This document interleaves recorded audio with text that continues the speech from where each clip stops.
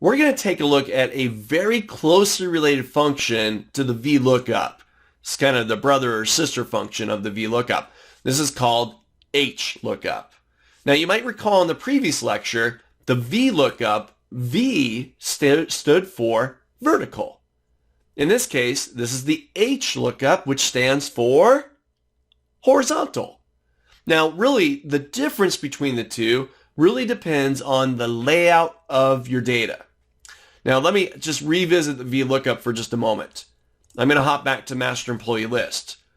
When you tell the VLOOKUP to go look into a list for a specific value, it looks into the first column vertically.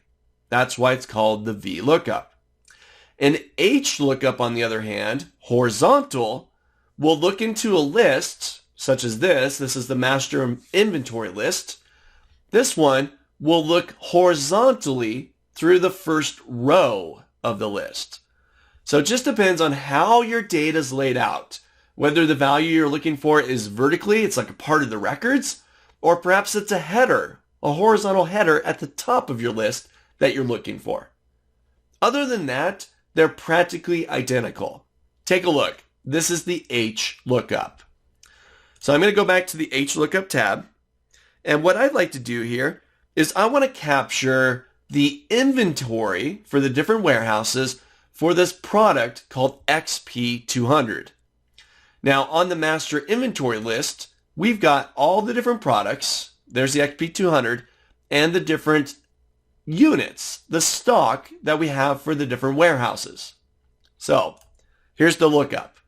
I'm going to do warehouse inventory 2. Number 1's already done for you. There's the example. Now I'm inside of cell B6. So once again, back to my formulas tab, back to lookup and reference, and I'm going to find hlookup. There it is. Now this opens up the argument window, and if you take a moment, look this over, this window looks almost identical to the VLOOKUP that we just got done talking about in the prior lecture. So first thing it needs to know, what am I looking for? Well, my lookup value is going to be XP200, B3. The next thing it wants to know is, great, I'm looking for this, but where am I going to look for it? So the table array is going to be on the master inventory list, and I'm going to go grab this list here from A2 down to G5. Now, I've told it what it's looking for. I told it where to find it. Remember, hlookup, horizontal, it's now traveling horizontally through the first row. It finds XP200. Now it wants to know, hey, which row index num, which row do you want to return back once I find it? Well, for me, there's XP200. I want warehouse inventory number 2. So I'm going to get row number 1, 2, 3.